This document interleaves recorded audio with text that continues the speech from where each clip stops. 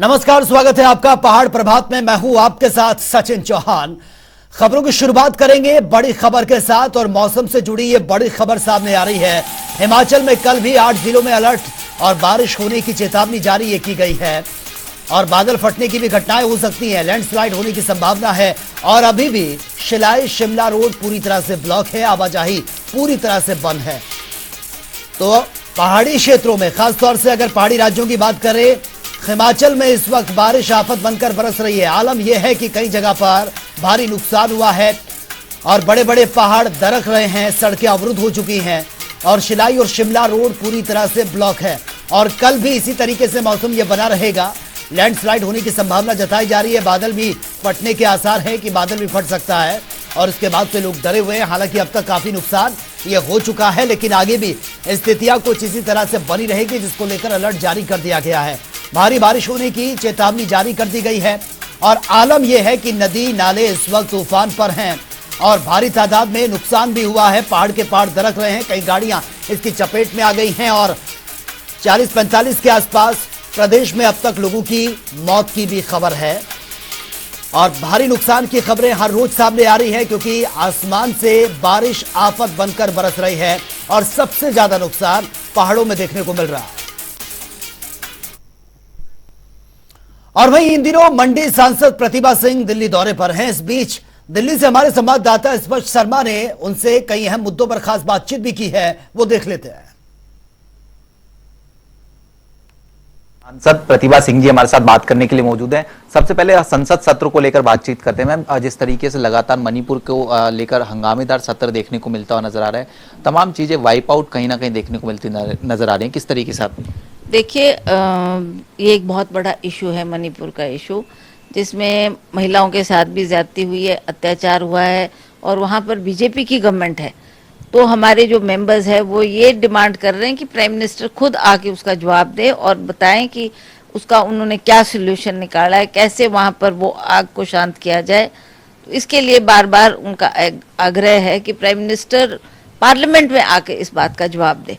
अब ना जाने क्यों वो इस बात से टल रहे हैं और खुद नहीं आ रहे। इसकी वजह से हमारे जो और विषय हैं वो भी स्थगित होते जा रहे हैं। हम चाहते हैं कि कई इश्यूज है, जैसे हिमाचल प्रदेश में भारी नुकसान हुआ है, ये जो वर्षा हुई पिछले दिनों, इससे जो नुकसान हुआ है उसकी भरपाई करने के लिए हमने भी प्रधानमंत्री जी से आग्रह करना था, सेंटर गवर्नमेंट से भी आग्रह करना था कि आप हमारी मदद करो।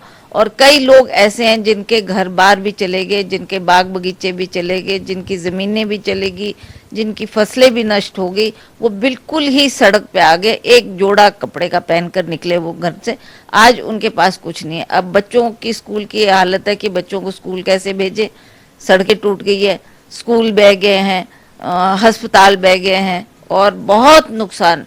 मैं आपको बता नहीं सकती कि कितना नुकसान, क्योंकि हमने तो उसके बाद क्षेत्र का दौरा भी किया, उन क्षेत्रों में भी गए।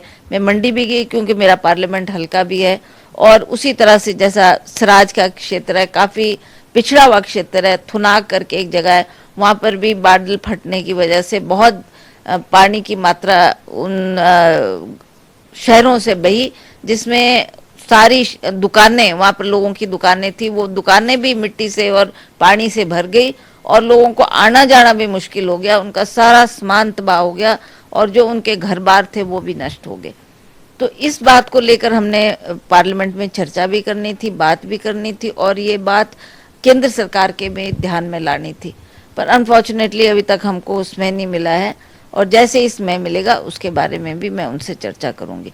जब हम यहाँ पर आए, पीडब्ल्यूडी मंत्री भी थे और मैंने भी, क्योंकि मेरा पार्लियामेंट का हल्का है, तो हमने नितिन गडकरी जी से भी बात की, उनसे भी आग्रह किया कि क्योंकि नेशनल हाईवे भी बहुत से टूट गए, मंडी को जोड़ता हुआ नेशनल हाईवे टूट गया है, मंडी और कुल्लू को जोड़ता हुआ और मनाली को जोड़ता हुआ नेशनल हाईवे टूट गया है।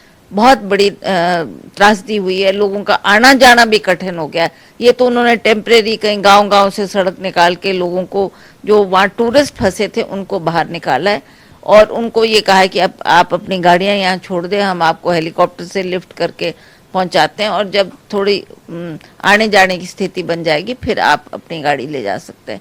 तो उस स्थिति में इन चीज़ों को भी डील करना है और हमें केंद्र से भी ये मांग करनी है कि आप तुरंत इसके लिए हमको धनराशि दें, ताकि जो लोग सड़कों पे बैठे हैं, जिनके पास ना खाने के लिए है, ना रहने के लिए है, ना पहनने के लिए, उनकी मदद करना बहुत आवश्यक है। तो ये प्रतिभा सिंह जी थी जो जनता टीवी से तमाम मसलों को लेकर खास बातचीत कर रहे थे। और वहीं शिमला नगर निगम के हाउस में पानी के मुद्दे को लेकर जमकर हंगामा भी हुआ है। बीजेपी पार्षद हाउस के भीतर ही धरने पर बैठ गए और जमकर नारेबाजी करने लगे। दरअसल शिमला में पिछले 2 सप्ताह के दौरान लोगों को 4 से 8 दिन बाद पानी ये मिल रहा है, और यही नहीं, कई क्षेत्रों में रात 2 से 3 बजे तक सप्लाई ये दी जा रही है, जिससे शिमला के लोग परेशान हैं। इस मुद्दे को एमसी हाउस में बीजेपी पार्षदों ने जमकर उठाया है और बीजेपी पार्षदों ने इसे नगर निगम शिमला की मिसमैनेजमेंट भी बताया है।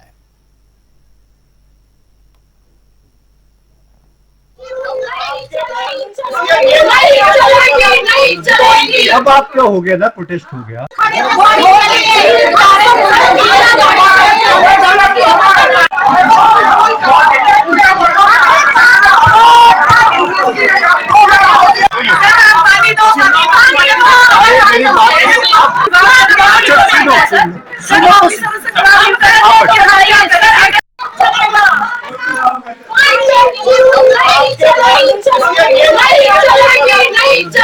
अब आप क्या हो गया ना, प्रोटेस्ट हो गया।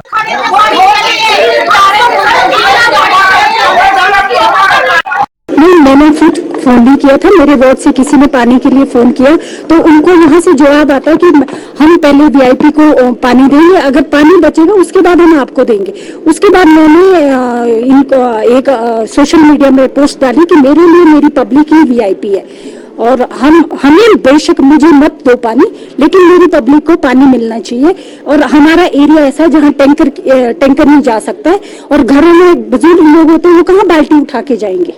तो मेरा ये क्वेश्चन था कि वीआईपी कोई नहीं है, वीआईपी पब्लिक है।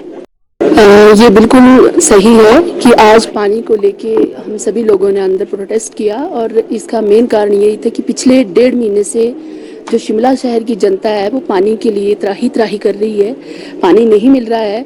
और जैसा कि हमने पेपरों के माध्यम से प्रेस के थ्रू ही ये पढ़ा था कि कुछ एक वार्ड हैं जिनमें टूटू मजियाट का नाम आ रहा था कि 8वें और 9वें दिन वहाँ पे पानी आ रहा है।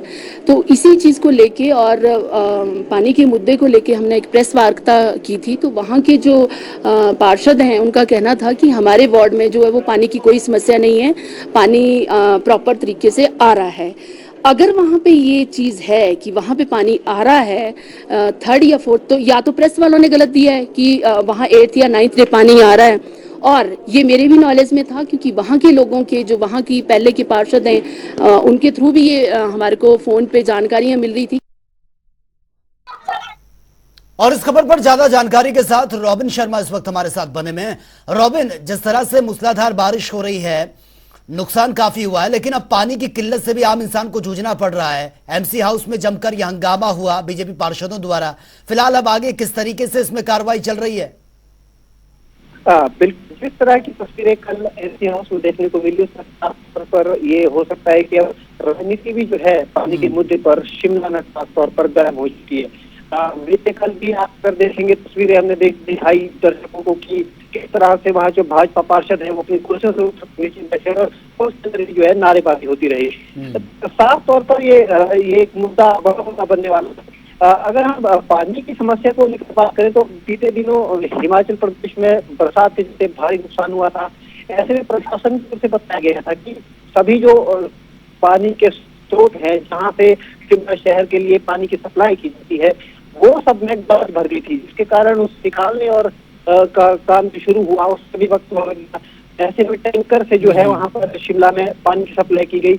अब ऐसे में जो भाजपा के पार्षद है वो खास तौर पर ये आरोप लगा रहे हैं कि प्रदेश प्रशासन की ओर से शिमला के शहर में व्यवहार किया गया, खास तौर पर उन क्षेत्रों से जहाँ से भाजपा के पार्षद जीत जाते हैं।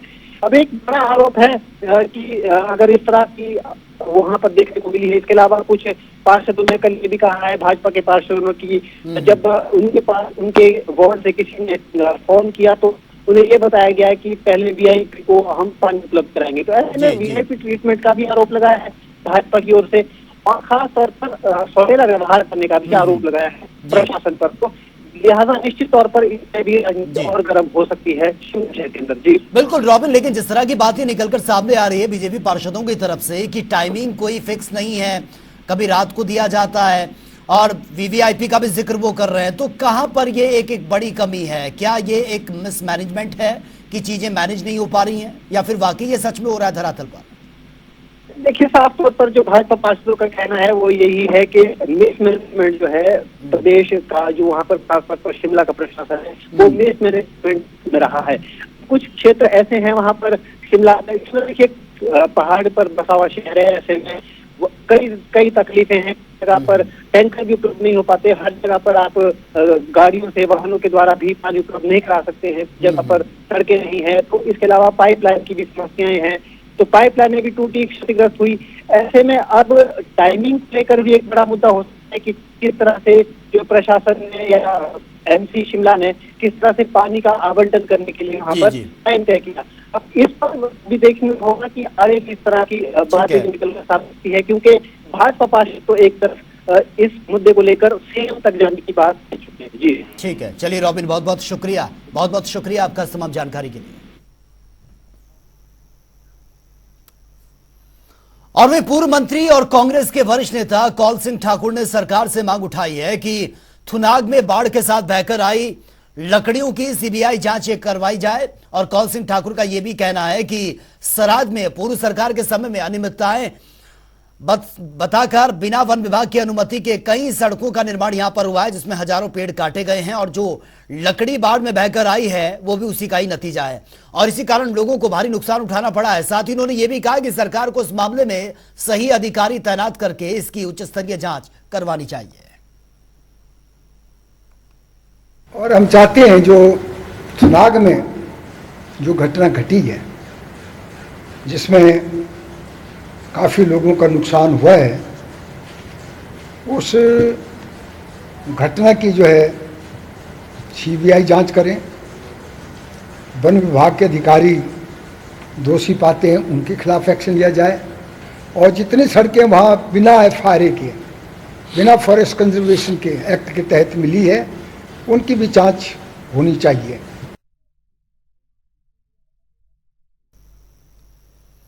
और वहीं औद्योगिक क्षेत्र बद्दी में हुए बारिश के कारण मानपुर नदी में इस वक्त तूफान पर है ये नदी और मानपुर खंड में पुल के निर्माण को लेकर पोकलेन मशीन का काम यहां पर ये कर रही थी, जिसके बाद नदी का बहाव एकदम से तेजी से बढ़ा है। पोकलेन समेत पटेल कंपनी का गार्ड नदी में बुरी तरह से फंस गए हैं, जिनके बड़ी मुश्किल से उनको रेस्क्यू भी किया गया और रेस्क्यू के दौरान की तस्वीर आपके सामने है।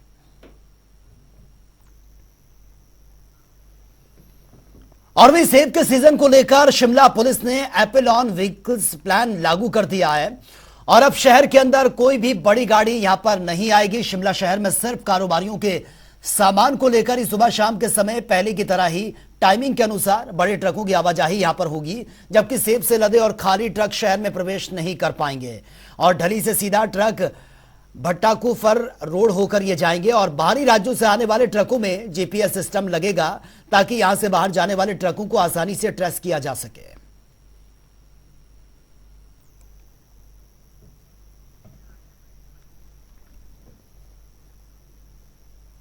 तो चलिए आगे बढ़ेंगे इस वक्त की बड़ी खबर के साथ और ये बड़ी खबर सामने आ रही है, ये बड़ी खबर आप तक पहुंचा रहे हैं। तो बीजेपी का सीएम सुक्खू पर यह बड़ा आरोप और बीजेपी प्रवक्ता महेंद्र धर्माणी ने मुख्यमंत्री को जमकर घेरा। यह आरोप उन्होंने लगाया। उन्होंने कहा कि सीएम ने करगिल शहीदों का अपमान किया है, विजय दिवस को भूल गए मुख्यमंत्री, वो कार्यक्रम में नहीं पहुंचे, प्रोग्राम में शामिल ना होना यह दुर्भाग्यपूर्ण है, यह सीधा सीधा शहीदों का अपमान है। तो बीजेपी ने जमकर घेरा है मुख्यमंत्री सुखविंदर सिंह सुक्खू को।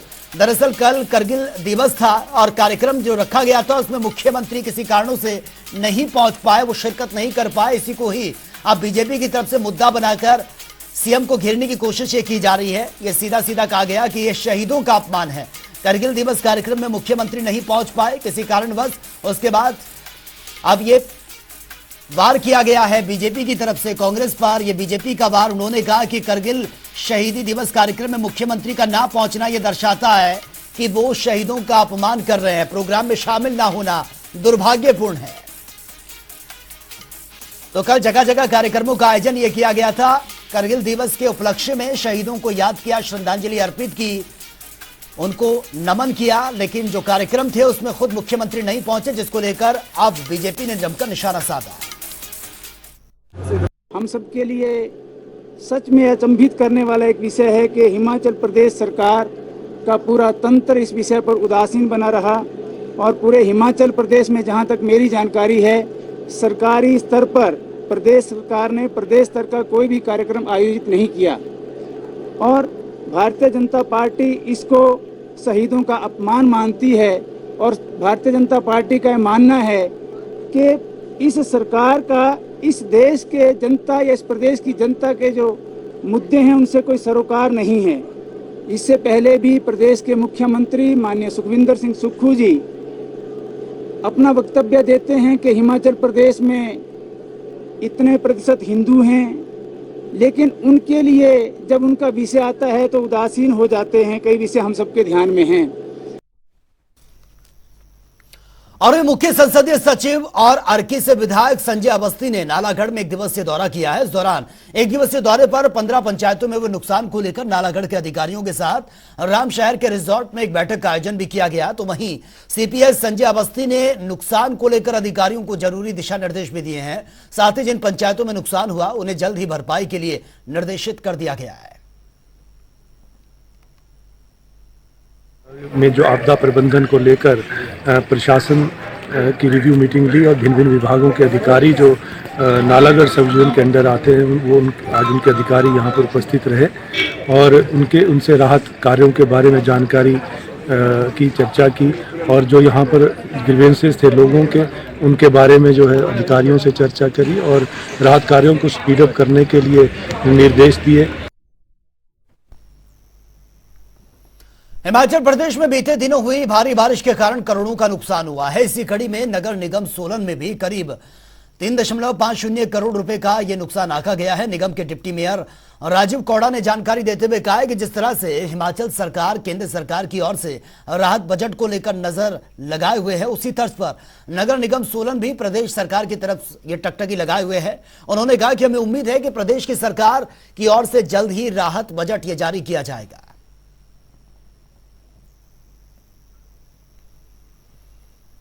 और मध्यरंग से बीजेपी के पूर्व विधायक जवाहर ठाकुर ने पंडोह में बाढ़ के कारण हुए नुकसान के लिए बीबीएमबी प्रबंधन को जिम्मेदार ठहरा दिया है।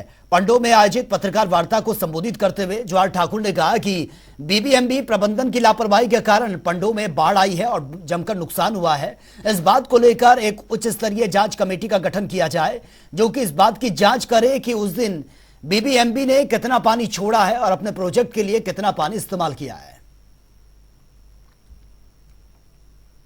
कि बहुत जल्दी एक ऐसी कमेटी का गठन किया जाए ताकि किसकी नेग्लिजेंसी है, किसकी गलती से जो नुकसान हुआ है उसकी भरपाई जो है वो चाहे वो बीबीएमबी हो उनके उसमें हो चाहे वो दूसरे प्रोजेक्ट है किसकी वजह से नुकसान हुआ उसकी भरपाई उनसे की जाए।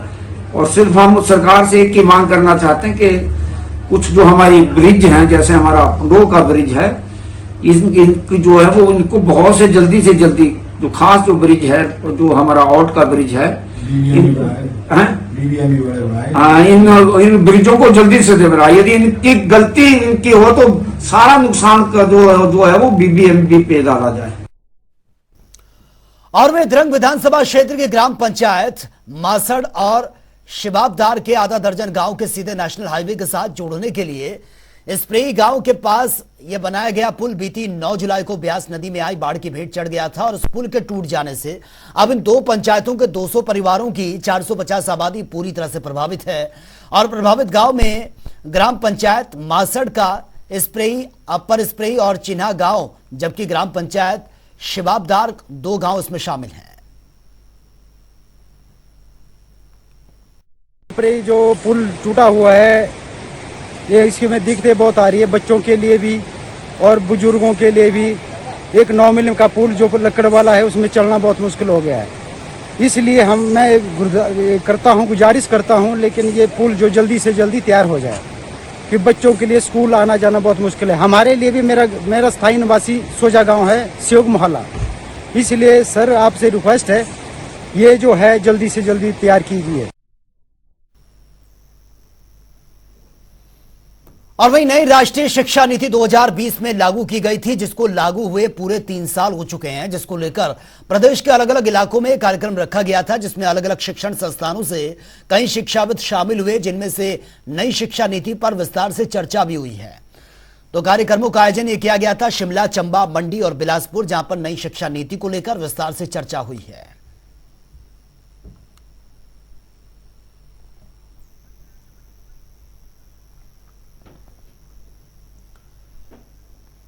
तो चलिए आगे बढ़ेंगे। इस वक्त की बड़ी खबर से आपको अपडेट करवा देते हैं। ये बड़ी खबर सामने आ रही है, ये बड़ी खबर से आपको अपडेट करा रहे हैं। हाटी समुदाय को ट्राइबल दर्जे का रास्ता साफ हो चुका है और उसके बाद से लोकसभा के बाद राज्यसभा में यह बिल पास हुआ है। लोगों ने एक दूसरे को मिठाइयां बांटकर खुशी का इजहार भी किया। अब सिर्फ राष्ट्रपति की मंजूरी इसमें पेंडिंग है। हाटी समुदाय के लोगों में खुशी की लहर है। लंबे समय से वो मांग कर रहे थे, लेकिन अब तक उनकी मांग पर गौर नहीं हुआ था, लेकिन अब यह दर्जा उनको मिला है। लोकसभा के बाद राज्यसभा में भी यह बिल पास हो चुका है और अब सिर्फ और सिर्फ राष्ट्रपति की मंजूरी का इंतजार है। वहां से मंजूरी मिलते ही यह औपचारिक ऐलान हो जाएगा। हाटी समुदाय के लोगों में इस बात को लेकर खुशी भी है और तमाम तरीके की सुविधाएं अब उनको मिलेगी। तो लोकसभा के बाद राज्यसभा में यह बिल पास हुआ है। हाटी समुदाय के लोग लंबे समय से वो मांग कर रहे थे ट्राइबल्स के लिए, लेकिन अब जो उनको ये मिला है ट्राइबल्स का दर्जा जो मिला है, वो अब जो रास्ता है धीरे धीरे साफ होता नजर आ रहा है, क्योंकि लोकसभा के बाद राज्यसभा में यह बिल पास हुआ और अब सिर्फ राष्ट्रपति की मंजूरी मिलना इस पर बाकी है। तो हाटी समुदाय के लोग लंबे समय से इसकी मांग कर रहे थे कि ट्राइबल्स का दर्जा उनको दिया जाए, क्योंकि अगर वो ट्राइबल्स का दर्जा उनको मिलता है तो इसके बाद से उनको बहुत सारी सुविधाएं भी मिलेंगी और लंबे समय से वो मांग भी कर रहे थे और अब उनकी मांग ये पूरी होती हुई नजर आ रही है।